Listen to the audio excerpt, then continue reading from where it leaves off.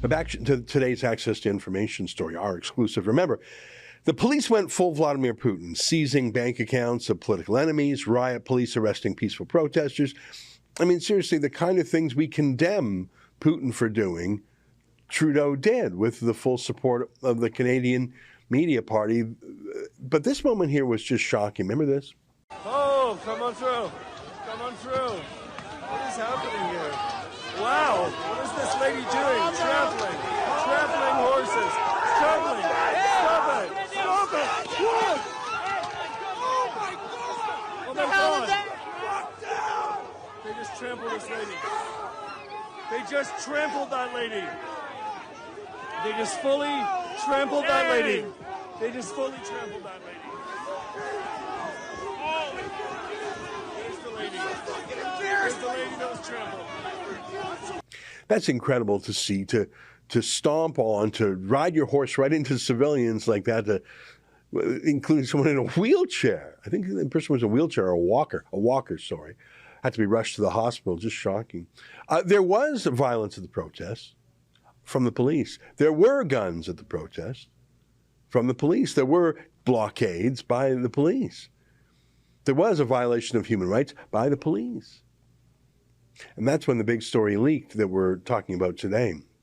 Remember this one? Story of police living the high life at the Chateau Laurier, the most luxurious hotel in all of Ottawa.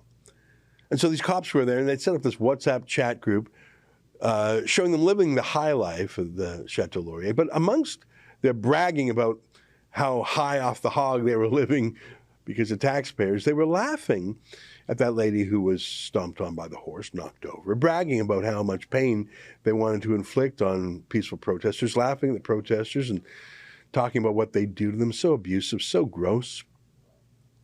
And that's where our Access to Information document comes in. This was a national scandal, an international scandal, actually. I did a thread of tweets on the subject that was seen almost 5 million times a couple months ago. It was so atrocious, people were shocked. No one could defend it. No one tried. The most I heard was people simply trying to cope by saying those are fake photos. No, they weren't. They were real, as the RCMP grudgingly admitted. So what's so gross is that the Mounties who were the most vicious were the horsey ride Mounties. Sure, I mean, they do some real police work, but they're the PR side of the Mounties. They're the ones who are tasked with building strong relationships with people in the community. I guess those were the ones who really daydreamed about cracking some skulls instead of just making horses trot in a pretty way. So this was huge. And as we often do, we make an Access to Information request, and we just got it today, 165 pages to be precise. You can see the whole document for yourself under this video. We'll have a link to it. We asked for the RCMP's internal communications about this matter. There were dozens of police involved in discussing it, in the damage control. Take a look here. There is discussion happening at senior levels on this, at all ranks, all the way up to the commissioner. They were all involved. Boy, they had a lot to say, 165 pages, but none of it was about how the police who engaged in abusive conduct and then condoned abusive conduct, none of it was about how stomping or shooting peaceful protesters was un-Canadian or contrary to the Mounties' traditions or even their laws and rules. None of it was even just about how evil it was for the police to rejoice in the pain and suffering of peaceful citizens who were brutalized. There's not a word about that. See for yourself. If you read the 165 pages, you'll see that they cared about only one thing: covering it up. Getting reporters to not cover the story, downplaying the story, going through their social media pages and deleting past posts where those brutal Mounties were celebrated in some way as some sort of heroes. The whole thing was not about fixing the actual problems. It was about fixing the media perception of the problems. The RCMP were not sorry for what their police did. They were only sorry they got caught. You can see here, for example, that they were riveted, obviously, obsessed with tracking what we at Rebel News were reporting on this subject. It's a bit creepy how much police resources are spent tracking Rebel News and me in particular. No wonder they shot Alexa. They hate us. They saw her close. They pulled the trigger. They're obsessed with us. just like Trudeau is. They know they're supposed to track us. They're supposed to do what their boss says. But look at the damage control.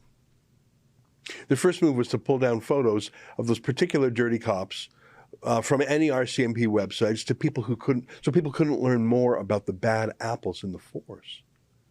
They were literally purging names of the cruel cops. I'm talking about the ones who were laughing about hurting people. They were just pulling down any time they championed these people. Even this, take a look at this. What do people impacted by mental illness look like? Like all of us. Mental health affects us all. Join the conversation. They even ordered their social media team to delete a Bell Let's Talk mental health video, because you can see there was one Mountie in the video there who engaged in this cruelty. If he had mental health issues, I feel bad for him and I wish him well. But if he's delighting in cruelty and cheering on police brutality and torture, maybe he's still got a few psychological issues left. Maybe deleting a video for bad PR isn't enough. Maybe he should be assessed on whether his personality and temperament are indeed a fit for the RCMP. You giving that guy a gun? Yeah, not so sure about the wisdom of that, mate. That was an excerpt from my daily TV-style show called The Ezra Levant Show. Each weekday, I do a monologue on the news of the day, then I interview a fascinating guest. I read some fan mail or hate mail, depends on which I like more, and we end with a video of the day. You can get it all at rebelnewsplus.com.